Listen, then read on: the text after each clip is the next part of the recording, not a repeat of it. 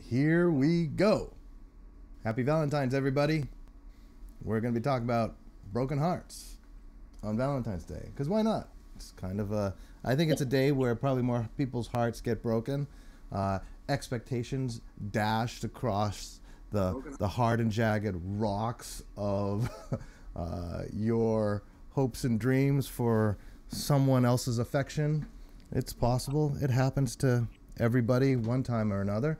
And brings up all kinds of feelings of, who are you with? And, or if you're not with someone, why aren't you? And all of that stuff. I think Valentine's Day is a harsh day when it comes to love and expectation. Shireen, are you with me? I'm with you, dude. Super awkward. I think it's particularly difficult for anyone who's single or recently broken up or, really just anyone who isn't like in an active love relationship. For the love relationship people, it's just a lot of pressure to do something exciting. But I think anyone who's single typically feels like, this day. So, hi, Elaine. Hi, Robin. Hi, George. Hi, Jonathan. Yeah. Greetings, kind sir.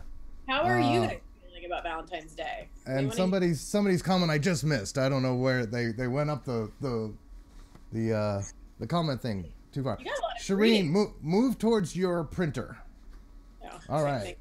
Yes. All right. So we are talking about broken hearts. Your heart being broken against the jagged rocks of your unrequited love.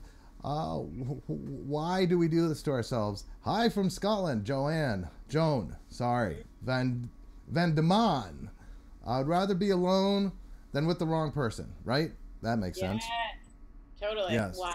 I like that. Is that even love if you're broken over it? Yes, I think broken heart. The broken heart is there's a great song by can't remember his name at the moment, but in it he goes, the whole world can see that you're blown apart. Like when you have a broken heart, it's like the whole world can see that you're blown apart, and it's like that's what it feels like, is you're blown apart. And that blown apart feeling is, I think, very much like the original separation, the original Big Bang. So it's like you're feeling the feeling of the primordial separation, and like that's what the Big Bang was. Boom. Just, I think it's very possible, like if you look at the universe in a particular way, think of it as kind of like this fallen state hologram type of thing, that the Big Bang is like the child of God, their heart exploding, like the original broken heart, the original fall from grace. And now we're trapped in this crazy world where everything is kind of broken, and where people get really broken. And I was just hearing yesterday about a Vietnam veteran who had the most horrific, heartbreaking life. His sister was horribly raped and left for dead days before he left for Vietnam, but they didn't tell him because they know he'd freak out and not go to Vietnam if they told him. And just like they had left her tied to railroad tracks, like two guys had raped her and left her tied to the railroad tracks. Horrible stuff. And then she wouldn't say goodbye to him or hug him goodbye because she was just so shaken up by what had happened, but she couldn't tell him. It's just like, oh my God. And he just goes on and on about losing his wife and just one thing after another. And I'll tell you, it's like some people's lives are just horribly heartbreaking.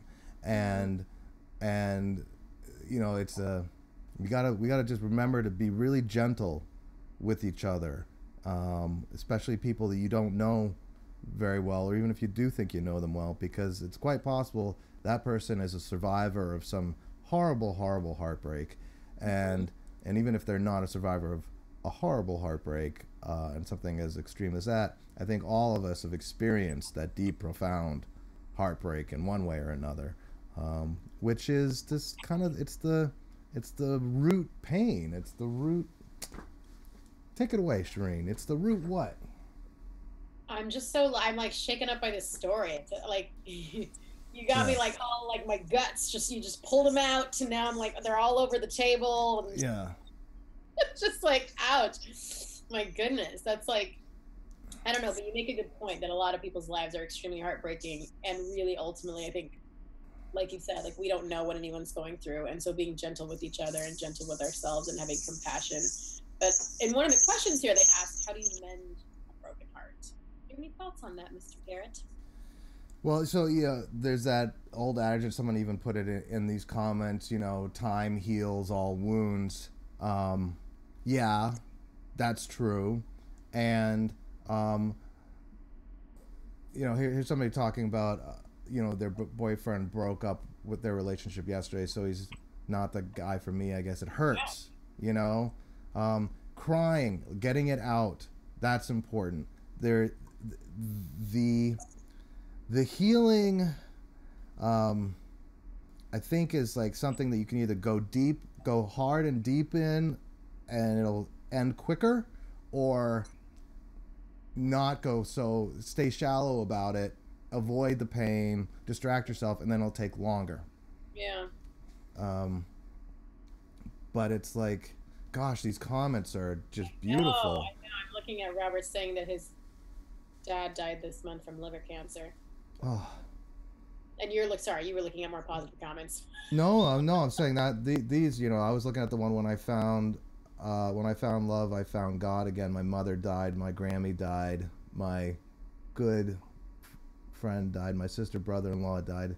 Yeah, it's like, and this is the thing. This is what it is to be alive, is to know you're gonna die someday, and everyone you love is gonna die someday, and you're gonna like experience that loss and separation no matter what. It's like, if you love, you're going to lose that love at some point.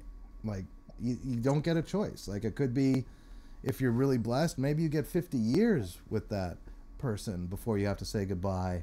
And if you're, and if not, maybe you get, 5 days or 50 days or 50, Yeah. you just never know. Someone, we had a lot of pets die last year, and for the kids it was oddly emotional. Like, even losing a pet, and he's like, well, geez, losing a parent or a lover or a child, like, well, I think losing a child is definitely like, that'll kill anybody. But losing a pet, I think there's something weird about feeling like a creature you're responsible for, like you love more deeply than Mhm. than you realize. Because when we lose these pets, it's just so hard on everyone. And someone said, pets are a way of learning heartbreak or something like that. I was like, that's so. Yeah. I mean, I think But especially for the young ones who haven't necessarily experienced death otherwise, mm-hmm, and it's like their first loss like that. yeah, yeah, I mean, and because like, my husband has literally no one in his life has died. He's like pushing 40, and I mean, but when I was 17, my dad died. So to me, I'm like, well, that's just a purely final and painful part of life. Like just really yeah, interesting. Some people haven't experienced, so it just makes sense of what you're saying, like that a pet would be an introduction into the pain of loss for a child. yeah, yeah. I think, and it's a pretty. I didn't realize it could be so strong. I never really had pets as a child. I mean, we had a couple birds, but I think the kind of pet, the furry, the fur Yeah, babies, the fur yeah, baby kind of pets, totally. that you try so hard to take care of, and you can really feel their pain and their vulnerability, and when you can't save them, like, there is this horrible. I never realized how deeply you could feel for a creature that's not like a human being, but it Mhm. really is. And then human beings. I mean, it's like, I think this is the thing that we all try to brush under the carpet as human beings, is the stark awareness, the horrifying awareness that the best, sweetest thing you will ever feel in life is love, and true love, and falling in love, and with that comes attachment, and then the sweetest pain is when you lose that one you love. Yeah. And it's like this is the meat and potatoes of life is Right. falling in love and then losing love, having your heart broken again and again. I think that's actually makes for a really heroic life, is one who can continue to fall in love and endure the pain of heartbreak again and again. Uh, Yeah. Geraldine says, and I thought this is sort of echoes what you were saying right now. It's a never-ending story. That's the beauty about love. That a broken heart is also an open heart. yeah. Deep. Yes. Yes. Amen. A broken heart is also an open heart. I love that. I think Yeah. that's exactly it. It's when your heart is broken, that is the greatest opportunity to invite like transcendent love in, to Yeah. invite something greater, something that transcends you in to that open wound, as a salve, as a healing, as a reconnection with a bigger you, Mhm. um, to recognize whoever you lost, you're still connected to them. Mhm. Like, and I think that's much easier to want when it's someone you lost in a way that they doesn't feel like they rejected you. Mhm. Um, Yeah. but gosh, even in rejection, I think what rejection ultimately is one ego's incompatibility with another ego. I don't think I don't think true hearts and souls really reject each other. I feel like all souls are connected in some way, and that you really can't. There isn't really separation between souls. Um, There's this and I, saying that I've been into lately of like rejection is God's protection. And I just think like sometimes people forget with a broken heart that that like wasn't the right person. So even though it's a closing and it's painful and you got to mourn the loss, you got to do all that stuff. It's also like an opening to like the a more resonant soul, if you will. You know. yeah, a deeper soul, a non-superficial Hmm. soul. Like that's it. I mean, that's really what it boils down to. Those who have had their hearts broken and have not clung to some sort of victim identity around it. Well, even if they have, we got to give credit where credit is due. If someone has gone through tremendous heartbreak and they're a survivor of that, they have a depth and sensitivity to them Hmm. that they're available to that you wouldn't have had you never suffered loss. Right. Um, but I think the other trouble, though, is people who have had tragic lives with sensationally tragic stories, like the one I shared with you. It's like those stories are almost impossible not to repeat. I mean, I heard the story once, and I'm already repeating it to like everybody watching this, which is probably not a good thing. Like I wish I could take it back now, because it's like it's it's like watching, a train wreck. It's like driving by an accident. It's gawking at an accident. It's There's something shockingly sensational about these tragic stories, and then we end up repeating them. And if we're repeating them as a form of like what we're doing here, that this is just a dialogue, we're just talking about it. But to that poor person who shared that story, if they share that story to you know every other person they meet, like it could be it becomes like a crutch. It becomes like you've got this horrible thing that happened to you, and you just keep reliving it and reliving it and reliving it by telling many many people about it. And maybe that's necessary to heal. It's like part of that's part of the healing process, and it's necessary. um, but then another part of it is like, when does it become habitual? Yeah. When do we start identifying with how we've been hurt or wounded, and it becomes sort of an ego gratification to keep repeating that as like, this is why, you Yeah. know, my life is all fucked up, you know? Yeah.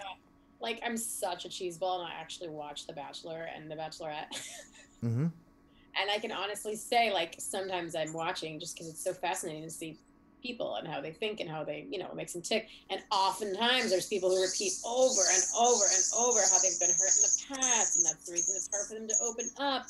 And like, whenever I'm watching it, I'm like, yeah, like, I know you already said that. I heard you say it like 10 times. And it is interesting how it becomes like, a badge of honor, if you will. I don't know if that's the right way to describe it, but it just becomes almost like something they lead with. And they're like, that's their story. And I'm like, is that really like all you're about? Like that seems a little, there's gotta be more to you than like this pain you had, you know?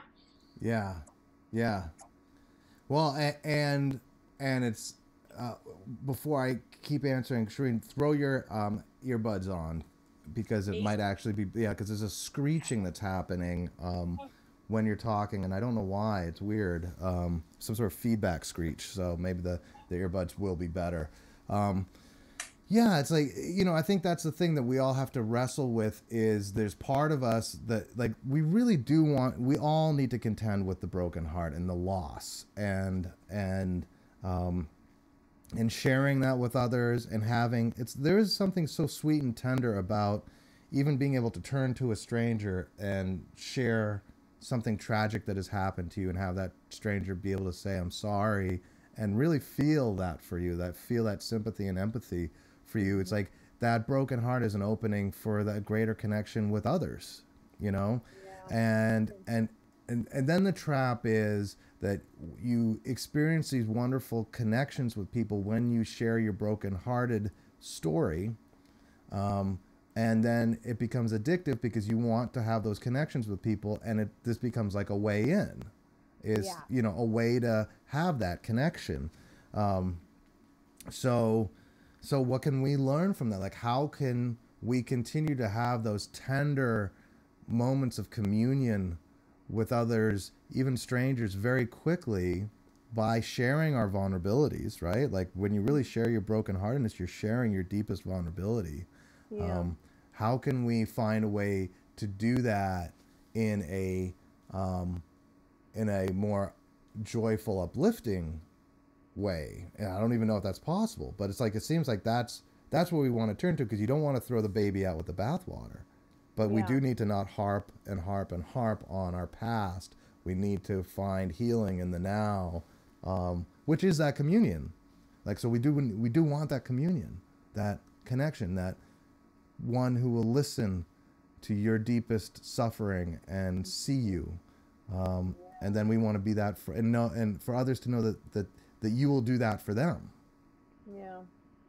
I mean, I think it's like a fine line, because I can honestly say, like, even in my relationship with my husband, if I lead with like, hey, this is what I want, or this is what would be better, versus this is how it makes me feel, and this thing happened in my childhood that this reminds me of and it causes me pain, I can tell, like, when I'm speaking vulnerably like that, he actually responds much better. He's actually like, oh, like, I feel you. There's like this like heart connection that happens where instead of feeling like I'm telling him what to do, he's like, oh, like, I hear your heart right now, you know? But then at the same time, you don't want to take that and go to the nth degree and then like, hey, nice to meet you, to a new person, and you just like start talking about your pain. Because then I just feel like there's like a time and a place, maybe, or like you got to make sure that it's sort of like it just doesn't run your life. I don't know. I don't know where the barometer would be on this, but I feel like it is a balance where you don't want to let your heartbreaks define you or push people away. They got to bring, if they, maybe that's the barometer, that if your vulnerabilities and your pain bring people closer, thumbs up. If they push people away, thumbs down. What do you think, Jared?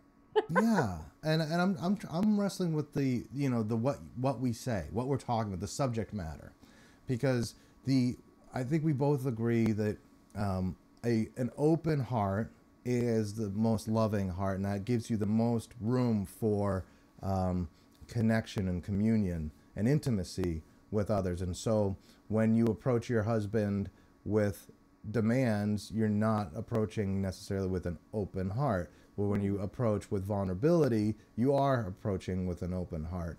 So it's like that. So what we say triggers in us how our hearts are coming across. But then, like, how can we also learn to come with open hearts without having to dwell on the past?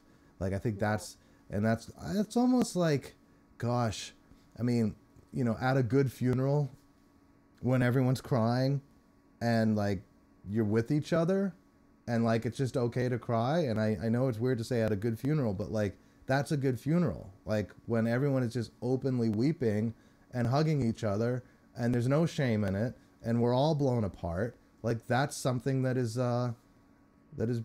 beautiful. And I want to jump in here. I don't know if you're following the conversation about Robert. Yeah. So I don't have the upper threads because I think maybe I do over here. Are you catching? Can you?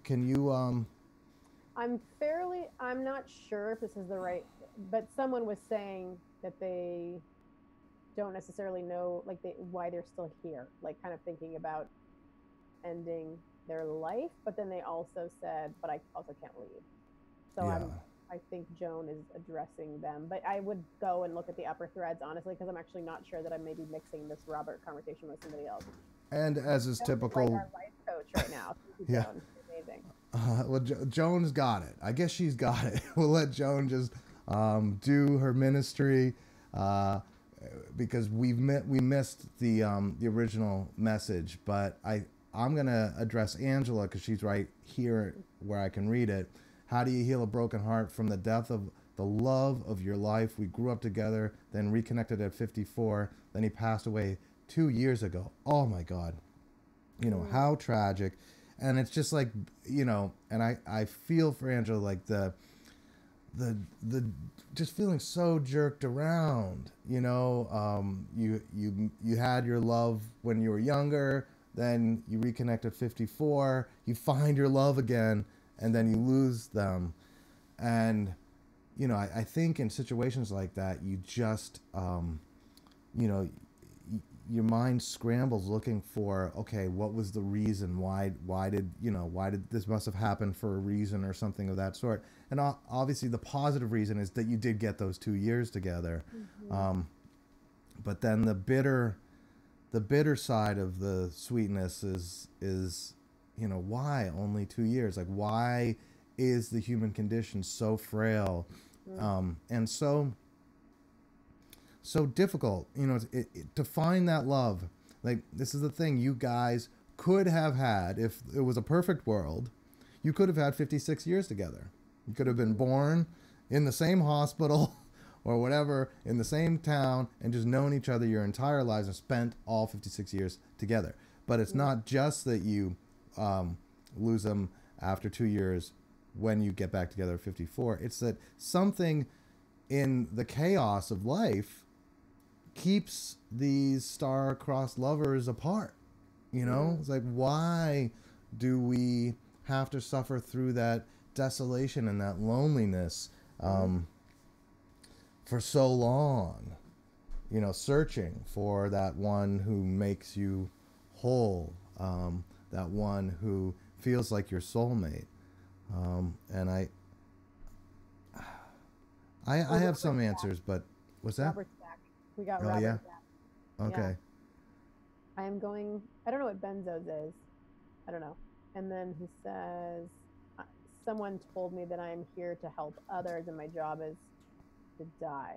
This is a fucked up myth. No, Robert, your thinking right now is fucked up. You know, you don't need to die. You're throwing away. You know how much effort went into getting you to where you are right now? Like, you have parents who brought you up. First, your mother had to hold you in her womb for 9 months. You were the lucky one out of like 400,000 sperm. You were the lucky one to get through. Okay, so the odds of you being here are very, very small. And I know what DMT is, and you're tripping balls and you've got the wrong message from DMT. Like, one stupid trip doesn't make it real. You can have bad trips. Yeah, I get it. You smoked the DMT, Oh. but that doesn't, that just because you smoked some DMT and you got the idea that you should die, you might have, maybe you get to die in 20 years, you know, maybe you get to die in 3 years. You never know, but you shouldn't die at your own hand. That's one thing I do know. And the other thing is that you are here to help others. And so go be that help. You're much more helpful alive than dead. You really can't do much once you're dead. You know, you become useless. So unless you're giving your life to save someone else's life, like where, you know, I don't know how to, you know, catching a bullet for, you know, or pushing somebody else out of the way or whatever, like that kind of thing. Okay, there's heroic giving of your life, but to intentionally end your life is not heroic. It's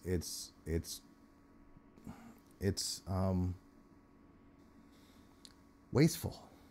It's wasteful. Yeah, There's you know, so to be much you honest, can do for the world, and we need you. You know, yes, don't be exactly. wasteful. Yeah. This And reminds me of. Oh, go ahead. no, go ahead, Shireen. This just reminds me of literally, Garrett, the reason you and I are friends. Which, by the way, today's our 4-year Facebook friend anniversary. That is weird. That it's Valentine's It Day. is so weird. Okay, so this reminds me of the first time I ever interviewed you on the Cubicle Monkey Revolution. Okay, Mm-hmm. and you talked about how inside of the human body there's cells, and when a cell is disconnected, it will end itself. And I was like, whoa, if we zoomed that out, it would really make a lot more sense why people do end up ending their lives. Because if we know anything about happiness, like I've seen a bajillion documentaries on happiness and all kinds of studies, and connection is always like super high up there of the thing that makes you feel fulfilled and happy in your life. So, Robert, first of all, stay away from the DMT. Clearly, you're getting some crappy messages there. Okay, I don't know what's happening. And then, second of all, connection. Like, I don't know how or where you can find it. Feel free to chat us. Like, we're doing, like, you know, full on live coaching here, boo. But I would say search for some connection, and possibly sober connection, if I can add that little caveat, because I feel like that will really make a difference to help you feel. Yeah, and I'm not. I didn't catch the whole backstory, and unfortunately, my chat, just the computer that I could have checked the chat on, is dead. So, but yeah, but one of the things that happens if and when you choose to do heavy psychedelics, DMT being probably the strongest of all of them, is you're opening yourself up. You're cracking your mind open, and if your mind is not sort of aimed in the right direction, boogeymen can get in. You know, people have bad trips on acid. I haven't heard of as many bad trips on DMT, but I have heard of bad trips, and it's just, you know, just because you had a powerful experience of some voice or entity telling you to do something negative, like that doesn't mean it's real. And then to take a step back, I kind of got a sense from the vibe that that, you know, maybe Robert lost somebody. And Robert, if you lost somebody and you're grieving and you just miss them so bad, you know, I can understand that desperation. And all I have to say to you is hang on, hang in there, stay with us. And if you need to talk to somebody, I think there's people reaching out to you right here on YouTube and Facebook. So connect with them that way. If you want to talk with us, we are here every week, and we also do a private session on Fridays. You are welcome to join that private session. Usually it's for people that are contributing to us through Patreon. But if you you know, if you need that session, you know, we don't turn anybody away because of finances. So it's like, you are welcome to come join that session for free. Just email me, Garrett@Wayseers.com. And that is, you know, just remind me, this is Robert from from the live stream, and we'll give you access to our private session that we do on Friday, so we can check in on Friday, and you'll be able to speak with us too, like use your voice as opposed to just typing in, because we use Discord to bring everybody's voices into the stream. And so you're not alone. It looks like a lot of people are here for you right here in the comments, and that's wonderful. Hang in there, and then join us on Friday. And we can actually like speak face to face. If you want to come on video, you're welcome to do that. If you just want to go voice or comment, you're welcome to do that too. And if anyone else wants to join us, we make these private live streams available every Friday. We do a private live stream where everyone's voice can be heard.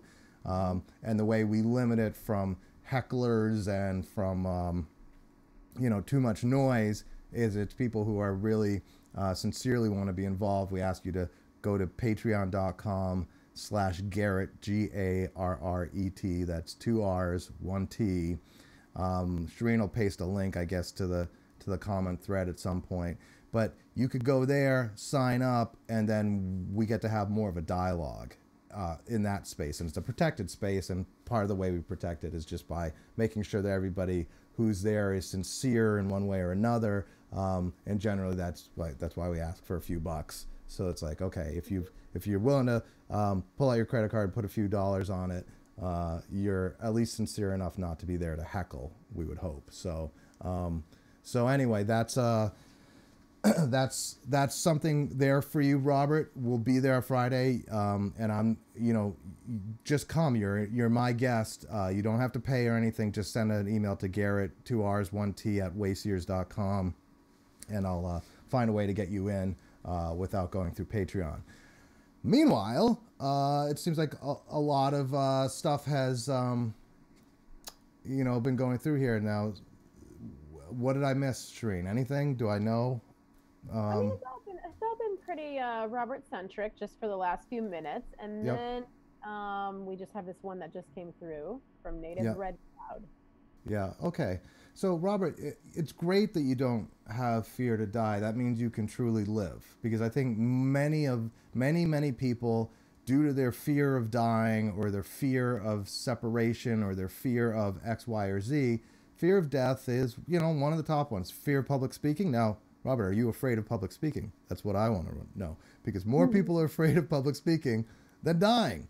But all kidding aside, you can live one of the most full, self-actualized lives where you are truly of service to the world, coming from the place where you're coming from. That is what we need. We need more people like you who aren't afraid to die, who are even willing to die, that won't die, and that stay with us, that stay alive and devote their lives to a life of service and healing for all of those around you who are afraid, who need your help. If you're not afraid to die, then you won't be afraid to sleep out on the street to help out someone else. You wouldn't be afraid to go to a war zone to save lives and refugees. You can do that. If you're not afraid to die, go help refugees. Go find the most fucked up place that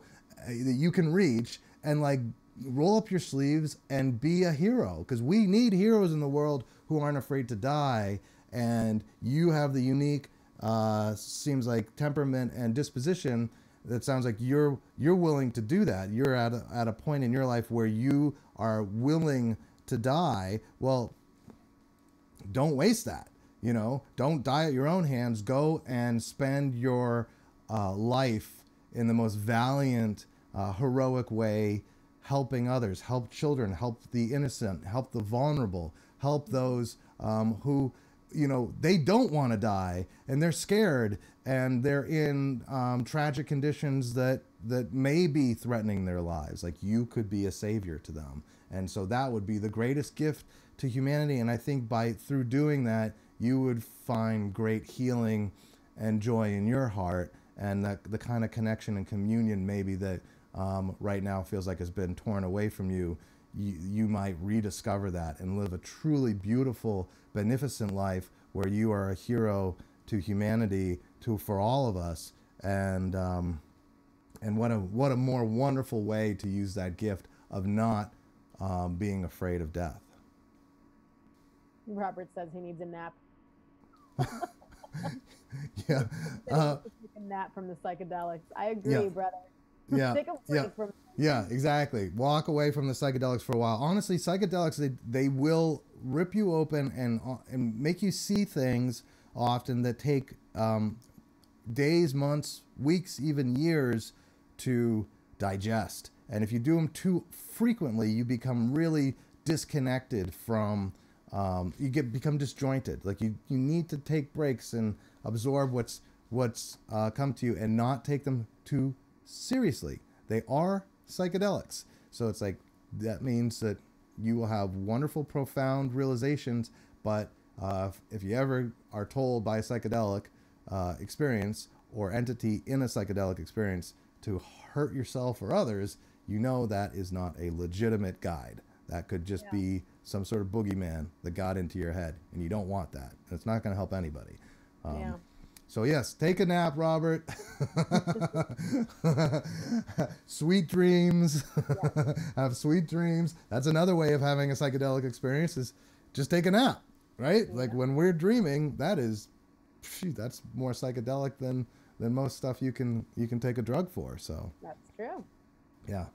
All right. What else we got, Shireen? We got 7 minutes left in our our live stream today.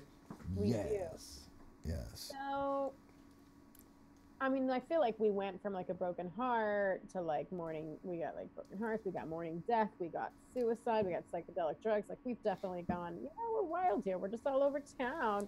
Yeah. So, I don't know. I just am curious. Like I feel like there's been a lot of pain expressed in the comments. Like people are talking about heartbreak and they're talking about death and so.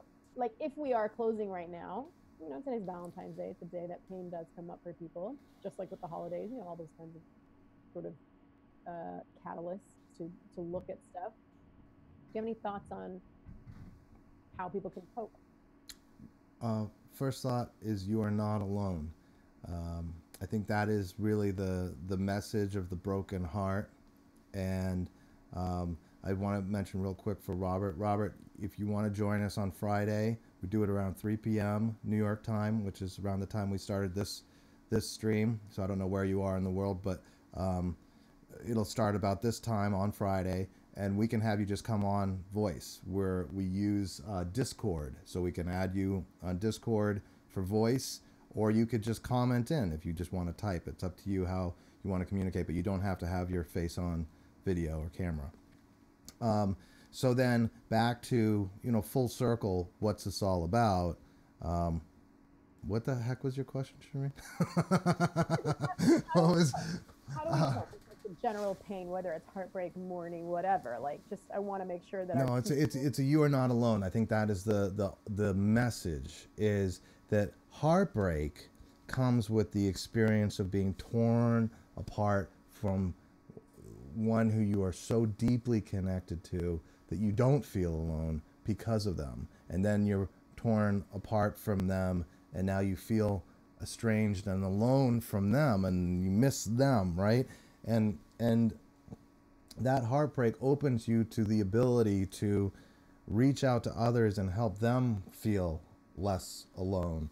And I think the greatest need that human beings feel way deep down is this need, the need to not feel alone. That the deepest pain is that feeling of separation, that feeling of isolation, that feeling of loneliness, and it's so pervasive in our society.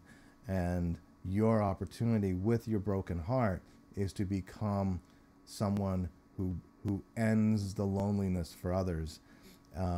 And that can be as simple as, chatting up strangers at a coffee shop, or when you're in line at the supermarket, or at the bar, or whatever. It's like to bring people together, introduce one person to another, and like create a communion wherever you are. It's something that I really enjoy doing. I happen to hang out at the bars in my town a lot, and the reason I do is because every time I go there, it's like another opportunity to create a kind of communion where I introduce one friend to another friend, two people from town that don't know each other. I get to make that introduction. I get to help foster those connections. I get to hear about people's days and like really just be with others.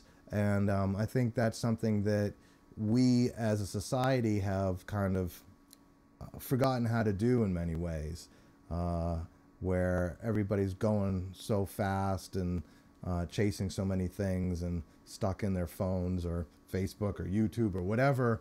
And and yet there are people all around your town that you can find ways to connect with, and through those connections, it's like little miracles happen. And having the vulnerability of a broken heart, it's harder when you're really shattered, when you're really heartbroken. You need to protect yourself, but having that depth to you and that sensitivity to you, where you might notice someone else is suffering a broken heart. It's like now you can really speak with them. Now you can really be with them because you've suffered that same kind of feeling of being blown apart, and now you can be there for them as they're blown apart, and there's so much healing and beauty and sort of sublime joy in sharing other people's suffering in a way that ends their loneliness. Because when we suffer alone, that's like compounded suffering. But when we suffer together, it's so much easier. It's so much less. There's a sweetness to it. That's what I got. Beautiful. I love it. You're not alone. You're leaving us with connectedness. That's so Garrett of you. I mean, I was literally reading the transcript from that interview on Saturday because I went away for a little retreat to like work on my next Awaken the Rebel book. And I read it, and it's going to be based off that interview series. And I was like, Garrett, he just brings people together. It's just what that guy does. So there you go. You do it here on Facebook Live. You do it on Patreon, and you do it at the bar, boo. Yes, I'm reading the Blue Angel. What's that? I said, were you reading comments? I was. Joke. And I'm sorry. Hey, that's all right. It's okay. I was. It's weird. I'm like kind of hyper.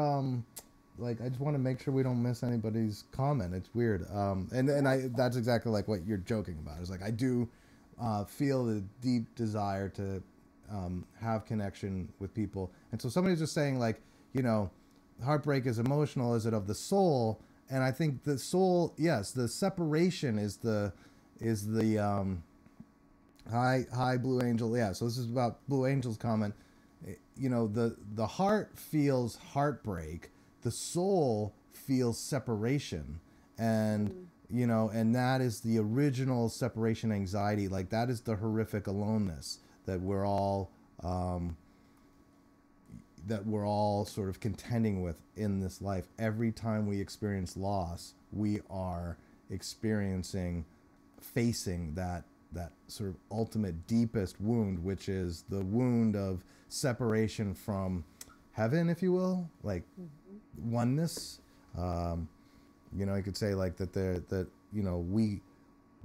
our souls originally were all one, and then there's the Big Bang, this like crazy fragmenting, shattering separation where we've all become like little pieces of that one soul, but experiencing ourselves as separate and different and alone. And then when we find a soulmate, and I think we have many who fit close to us, because I can't imagine just one soulmate. Like I have children, and it's like I'm soulmates with my kids, and there's always like other souls. You're like, wow, there's a communion and a connection that we have, and so like that, when you find those soulmates, that's where you go, that's how we fit together. That's how that oneness was, and you start to feel that oneness again. And then when you're ripped apart from those soulmates, then you're experiencing again that original horrific separation, that Big Bang, your heart blown apart. But the original Big Bang is, I think, that ultimate heart of humanity, like all of life, all of what we are part of, one, whatever that oneness is. Like, I think that oneness, that original child of God, that's their heartbreaking, you know, boom. And we're all just still reeling from that as souls. And yeah, then there's all of these reminders in our lives about what it feels like to rejoin, to come back into connection and communion with each other and become one again, and then what it feels like to be ripped apart from those that we fall deeply in love with, and to lose. It's like, oh, it's just boom, boom, you know, back and forth. Isn't your true soulmate upstairs protecting you here? I don't know. I mean, I would assume so. Like, you know, if soulmate is kind of a funny word, you know, it's like, I would think that, you know, there are, like, I pray to and with Jesus Christ. Like, that's, for me, like, that's kind of like my soulmate on the beyond that helps me out. But before I did that so much, there was a period of time where I had a godmother and aunt who I loved dearly, and she was a mentor for me, and she died of cancer, and while she was dying, I was kind of helping take care of her, and I asked her if she would stay connected with me and let me know of her presence after she died, and she really did. Like, weird things happened that I was like, there's no way that was a coincidence, that this is like really her reaching out to me from beyond the grave. It felt like, well, I mean, it and then I started praying and like looking for her in my consciousness as I meditated, and I found her. I mean, I know it sounds crazy, but I did. And I think, I mean, I guess there's people who do this stuff, mediums and whatnot, but I did it with my aunt, and so she was like a soulmate that was helping me. But it's like, I don't think we have just one soulmate. I think we have lots of soulmates who are mates in different ways that we all help each other along in different ways. And yeah, I think there's you know, soulmates are probably people, I'm reading, but Blue Angel is saying soulmates here are probably people who you lived with in previous lifetimes here. Yeah, probably. I mean, I think we've got those souls. That's like, if you imagine humanity was one beautiful child of God in the beginning, and then was shattered in the Big Bang, and there was this separation, the heart exploding, being blown apart, and we're all fragmented into tiny little pieces, and whatever you were shattered from, whatever piece you were closest to before everything was shattered, like, maybe that's, you know, maybe you feel the most communion with them, and maybe you have lifetime after lifetime with those who you were like really tight with before the separation. I'm pretty sure that you and I were brother and sister in another lifetime, Garrett. Ah, good. Who was the eldest? Maybe me, since right before we got on here, you're like, okay, Mom.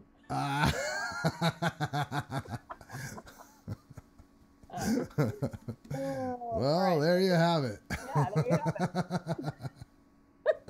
All right, so I think we're at the end of our show now. So, yeah. Garrett, you're doing one on Friday, right? Around the same time. And then we'll be here again next Wednesday around the same time. Yeah, so Friday is Patreon Day. So, yes. You know, join in on Patreon. In fact, you know, and you know, I'm going to do two things. Friday is not only Patreon Day, but if you want to get in, and you need help, just like let us know. Garrett@Wayseers.com. I mean, this has been such a heartfelt conversation, and if there's people here who have connected with Robert, or that for one way or another don't feel like they can make it through the Patreon way, send an email to Garrett@Wayseers.com, and we'll work something out for you. But we keep that live thing private, because that way we can let people use their voices and speak and be heard, and it's not madness, and we don't have anyone trolling us, because hopefully if you're paying a little bit and contributing to be involved, you're going to be more sincere. That's the idea. But if you need to get in and you can't afford to contribute, we don't turn anyone away. So Garrett, Garret, at Wayseers.com or patreon.com/Garrett, Garret. 2 R's, 1 T. There's the link right there on the thing. Oh, there it went. It's probably somewhere in the comments or on the description or whatever. Big Bang was when your Big Bang was when your parents fucked. Yeah, I mean, okay, that's that's another way of looking at it. That was definitely a big bang. And here we are. Leave it to Robert. Robert, you are definitely the guest star on this show today. Yeah. You and who was the wonderful woman who had all the insights? Was it Joan? Joan, yes, Joan, yes. Both you. Fantastic. And Blue Angel. Great talking with all of you. Hopefully we'll see some of you on Friday, same time, 3 p.m. New York time. We'll go live to the private community. That means we won't be live here on Facebook. Don't expect us here. You got to go to patreon.com/Garrett. There's a link somewhere around. And then we will be back here next Wednesday, a week from today, doing this thing again, free and public, with all the good comments and things of that sort. All right. Happy Valentine's Day.